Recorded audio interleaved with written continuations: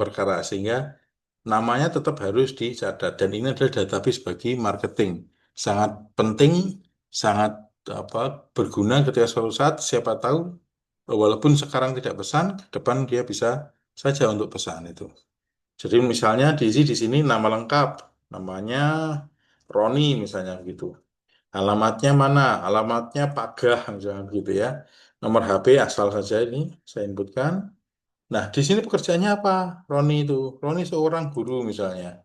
Status pernikahan ini, nah eh, ini penting ya, walaupun agak sensitif ya. Di sini ada lajang, ada nikah, ada kemudian ada janda, ada duda begitu. Karena apa? Ini untuk mengetahui bahwa nanti apa bisa jadi penyandang dananya kalau kalau yang lajang tentu bisa saja dirinya sendiri atau orang tua itu. Tapi kalau udah nikah mungkin ada bisa dia dan istrinya dan ini berhubungan juga dengan tanggungan, jumlah tanggungan. Jadi kalau apa sudah nikah berarti ada istri dan ada anak. Kalau dia apa single parent bisa duda atau janda dia hanya nanggung anaknya saja misalnya begitu.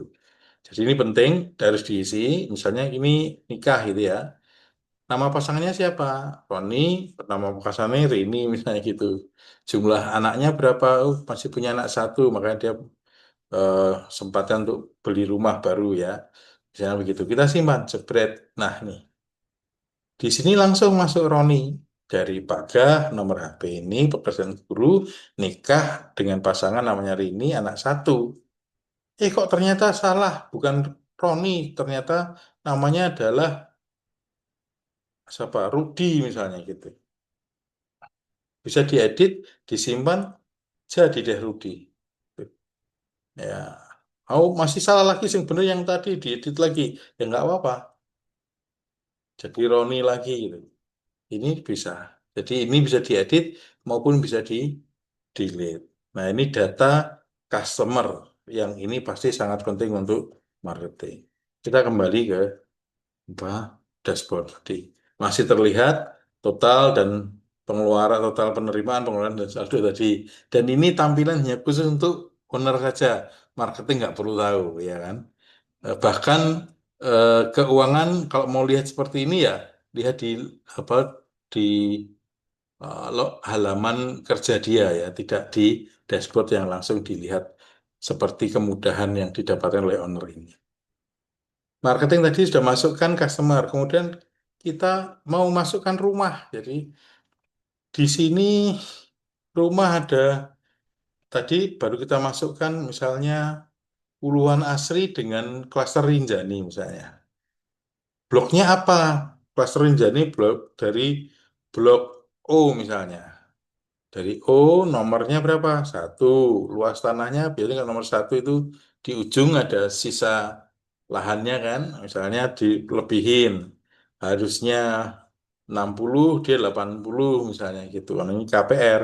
KPR apa bersubsidi. Luas bangunan hanya 30, 32 misalnya gitu. Ya harga cash berapa? Nggak tahu sekarang misalnya anggap saja 200 juta itu. Ya, keterangan pojokan ada sisa tanah misalnya tiga dari harusnya 60 80 berarti 20 meter persegi gitu. Kita simpan. Nah, langsung masuk Wulan Asri Rinjani oh ini apa di pojokan. Mau tambah lagi di Rinjani boleh. Tambah lagi bloknya apa? Oh, ya kan nomornya 2 luas tanah 60 luas bangunan 32 misalnya gitu. Harga gas karena tidak ada kelebihan tanah 175 misalnya gitu. Ya, keterangan nggak ada, atau standar terus. Ya kita simpan, masuk lagi sudah.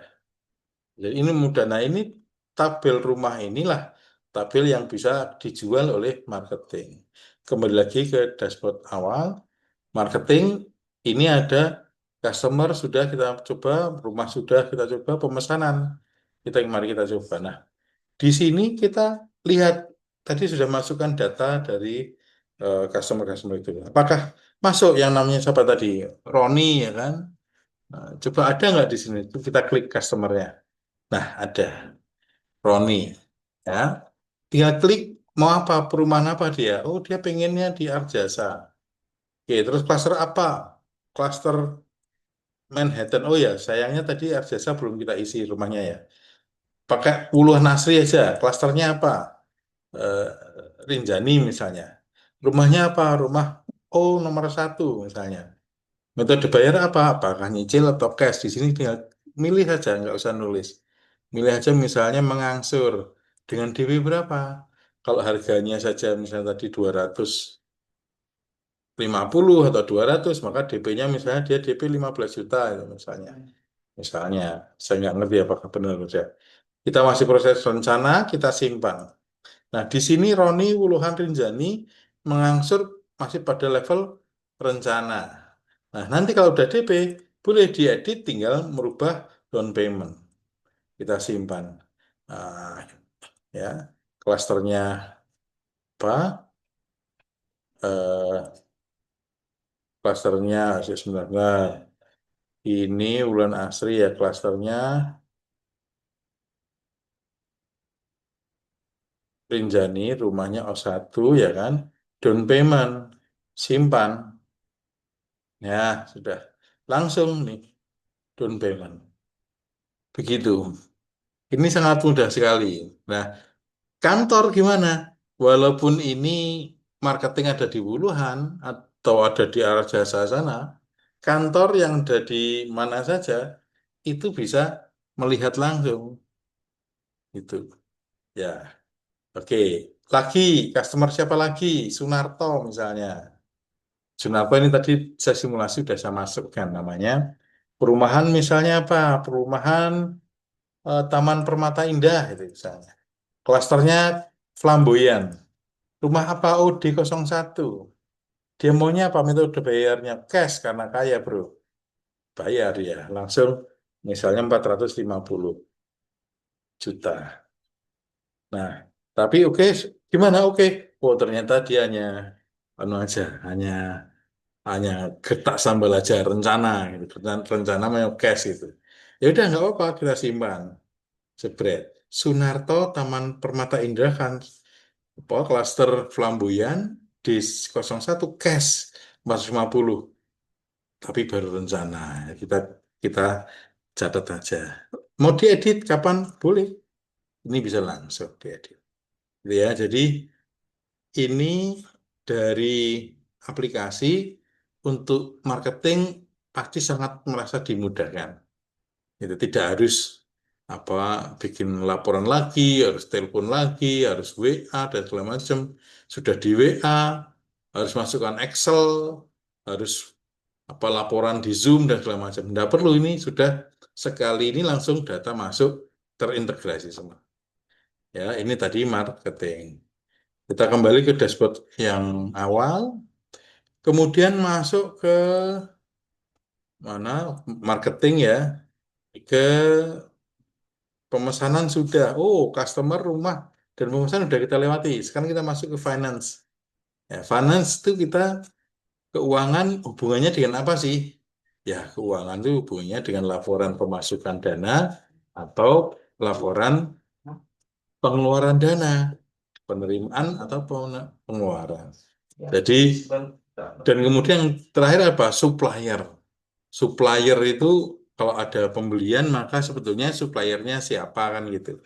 Ya, supplier tidak harus barang, tapi supplier bisa berupa jasa. Ya, ini supplier. Untuk nambah supplier juga gampang, seperti yang dilakukan saat nambah customer tadi.